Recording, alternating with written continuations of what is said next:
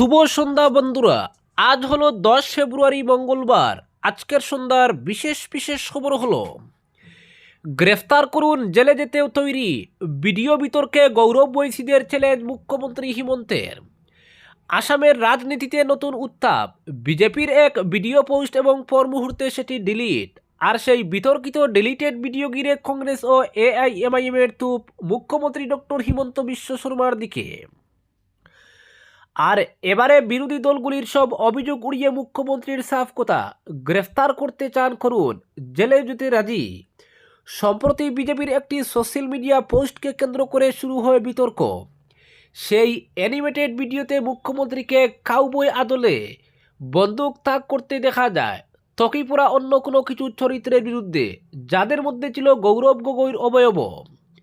দেখা যায় সেই বন্দুক থেকে বের হওয়া গুলিতে বিদ্ধ হচ্ছে ত্বকিপোড়া চরিত্রগুলি, আর এতেই গুল বাঁধে। প্রদেশ কংগ্রেস সভাপতি গৌরব গগৈ এবং এআইএমআইএম প্রধান আসাদুদ্দিন ওয়াইসির মতে মুসলিমদের বিরুদ্ধে ঘৃণা ও হিংসার বার্তা ছড়ানোর উদ্দেশ্যেই করা হয়েছে ভিডিওটি। গৌরব অভিযোগ করেন, গণহত্যায় উস্কানি দিচ্ছেন মুখ্যমন্ত্রী। শুধু তা নয়, ওই ভিডিওর বিরুদ্ধে মুখ্যমন্ত্রীর বিরুদ্ধে সুমোটো মামলা করারও দাবি তুলেন তিনি। এআইএমআইএম জানিয়েছে মুখ্যমন্ত্রীর বিরুদ্ধেই মামলা করা হবে। ওয়াইসির বক্তব্য, এ ধরনের ভিডিও গণতন্ত্রে বরদাস্ত করা যায় না, এটা মুসলিমদের সরাসরি টার্গেট করতেই করা হয়েছে। তবে এইসব অভিযোগে এক চুলো নড়লেন না হিমন্ত বিশ্ব শর্মা। তার স্পষ্ট ভাষ্য, আমি কোনো ভিডিওর কথা জানি না, যদি আমার বিরুদ্ধে মামলা হয়ে থাকে গ্রেফতার করুন, আমার আপত্তি নেই। একই সঙ্গে নিজের রাজনৈতিক অবস্থানও আরও একবার স্পষ্ট করে দেন মুখ্যমন্ত্রী। বলেন, আমি মুসলিমদের বিরুদ্ধে নই, আমি বেআইনি অনুপ্রবেশকারীদের বিরুদ্ধে, বাংলাদেশি অনুপ্রবেশের বিরোধিতা করেছি, করছি এবং করব। মুখ্যমন্ত্রীর এই মন্তব্য থেকেই স্পষ্ট, তিনি বিষয়টিকে সাম্প্রদায়িক নয়, জাতীয় নিরাপত্তা ও অনুপ্রবেশের প্রশ্ন টেনে আনতে চাইছেন। তার ইঙ্গিত, এই বিতর্ক আসলে রাজনৈতিক উদ্দেশ্য প্রণোদিত। তবে বিরোধীদের পাল্টা দাবি, প্রশাসনিক ক্ষমতায় বসে এমন প্রতীকী বার্তা বিপজ্জনক, বিশেষ করে যখন সংবেদনশীল এক রাজ্যে সাম্প্রদায়িক উত্তেজনার ইতিহাস রয়েছে। সব মিলিয়ে ভিডিও ঘিরে শুরু হওয়া বিতর্ক এখন আর শুধু সোশ্যাল মিডিয়ায় সীমাবদ্ধ নেই। আইনি লড়াই, রাজনৈতিক মেরুকরণ আর মুখ্যমন্ত্রীর অনড় অবস্থান, সব মিলিয়ে আসামের রাজনীতিতে নতুন উত্তাপ ছড়িয়েছে, সেটা বলাই যায়। অপরদিকে শিলচরে ফ্লাইওভার, এখনও ডিপিআর সহ গুরুত্বপূর্ণ তথ্য নেই পূর্ত বিভাগের কাছে। এ যেন টি-20 ম্যাচের স্লগ ওভারের খেলা, টান টান উত্তেজনা, কি হবে ভাব।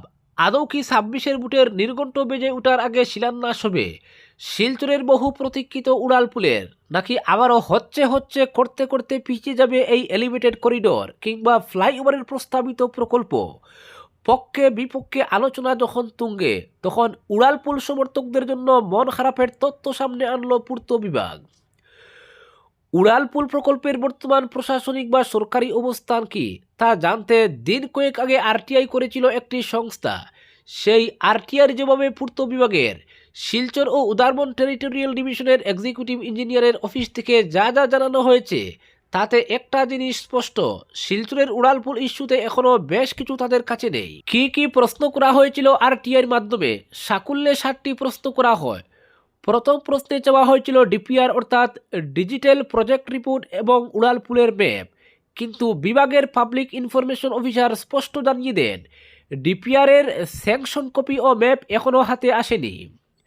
পরের প্রশ্ন ছিল কবে কাজ শুরু হবে এবং সম্পূর্ণই বা কবে হবে? বিভাগ জানায় তথ্যটি এই কার্যালয়ের জানা নেই। তৃতীয় প্রশ্নটি ছিল এই উড়ালপুল প্রকল্পের জন্য মোট বরাদ্দ বাজেট কত এবং এখন পর্যন্ত কত টাকা অনুমোদন হয়েছে? জবাবে পূর্ত বিভাগের টেরিটোরিয়াল ডিভিশন জানায় কোনো অনুমোদিত এস্টিমেট হাতে আসেনি। পরের প্রশ্ন ছিল এই এলিভেটেড করিডোরের জন্য কতটা জমি অধিগ্রহণ করা হবে? বিভাগীয় উত্তর, এই তথ্য জেলা প্রশাসন দফতরের জমি অধিগ্রহণ বিভাগের কাছে থাকতে পারে। পরের প্রশ্ন ছিল ইনার এবং আউটার রিং রোড না করে কেন বিস্তারিত ক্যাপিটাল রাঙ্গিরখাড়ি সড়কের উপর দিয়ে এলিভেটেড করিডোর করা হচ্ছে? এ ধরনের প্রশ্নের জবাব বিভাগ থেকে দেওয়া হয় না বলে জানানো হয়েছে আরটিআইয়ে। পঞ্চম প্রশ্ন ছিল রিহ্যাব এবং রিসেটেলমেন্ট আইন 2013-র অধীনে কোনো সোশ্যাল ইম্প্যাক্ট অ্যাসেসমেন্ট কি আদৌ করা হয়েছে? উত্তরে বিভাগ জানায় 19 নভেম্বর 2025 সালে শিলচর বঙ্গভবনে একটি নাগরিক সভা করে সোশিয়াল ইম্প্যাক্ট অ্যাসেসমেন্টের উদ্যোগ নেওয়া হয়েছিল, সময় মতো যাকে ধর্তব্যের মধ্যে আনা হবে।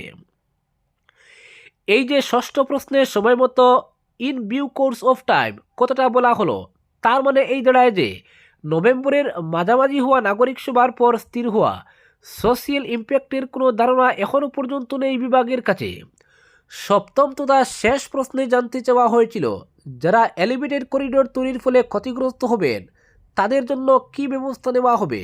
পূর্ত বিভাগ জানিয়েছে জমি অধিগ্রহণ এবং ভবন ভাঙ্গা গেলে ভুক্তভোগীরা ক্ষতিপূরণ পাবেন। অপরদিকে ডিজিটাল প্রতারণায় ব্যাংকের ভূমিকায় অসন্তুষ্ট সুপ্রিম কোর্ট, দ্রুত পদক্ষেপের নির্দেশ কেন্দ্রকে।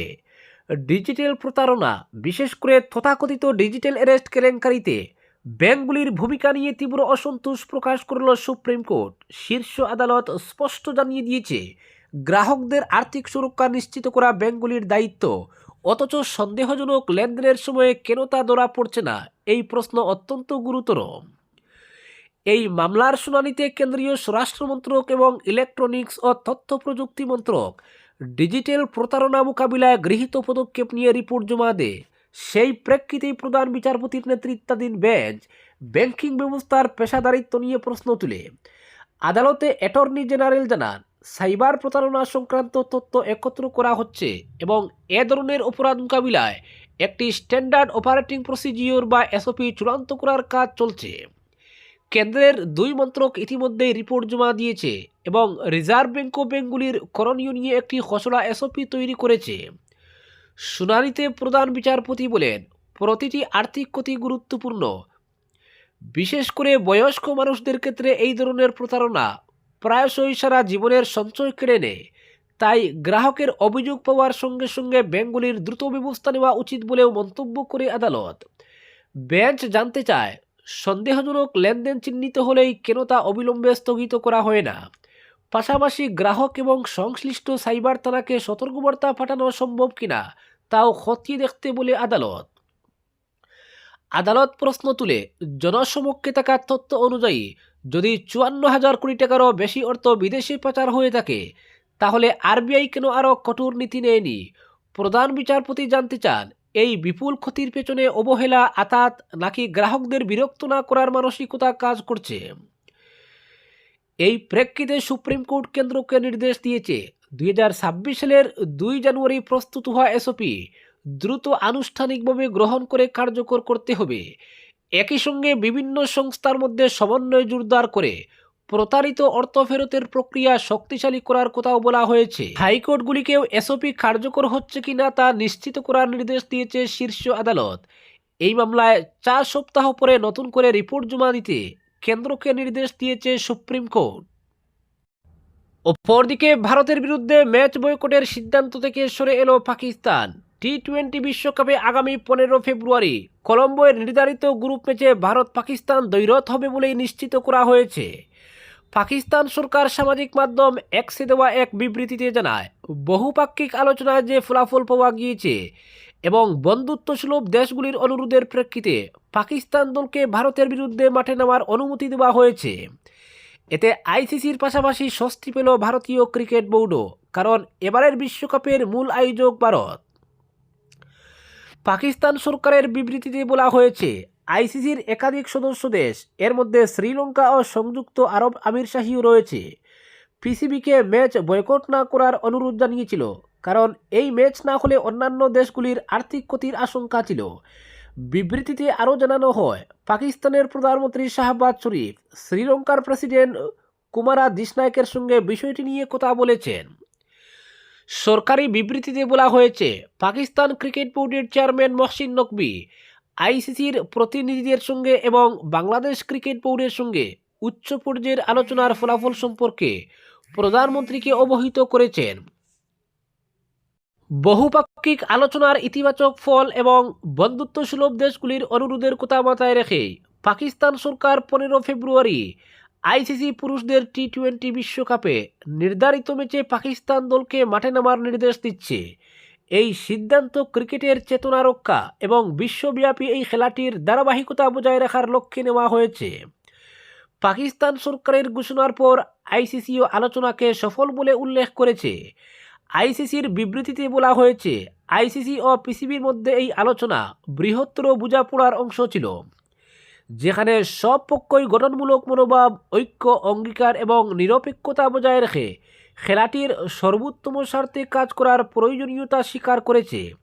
সেই চেতনার ভিত্তিতেই সব সদস্য দেশ আইসিসি ইভেন্টে অংশগ্রহণ সংক্রান্ত প্রতিশ্রুতি রক্ষা করবে বলে সম্মত হয়েছে। যদিও পিসিবি আইসিসির রাজস্ব বণ্টন ব্যবস্থায় আরও ন্যায্যতার বিষয়টি আলোচনায় তুলেছিল বলে জানা যাচ্ছে, তবে পাকিস্তান সরকার বা আইসিসি কেউ তাদের বিবৃতিতে সেই প্রসঙ্গ উল্লেখ করেনি।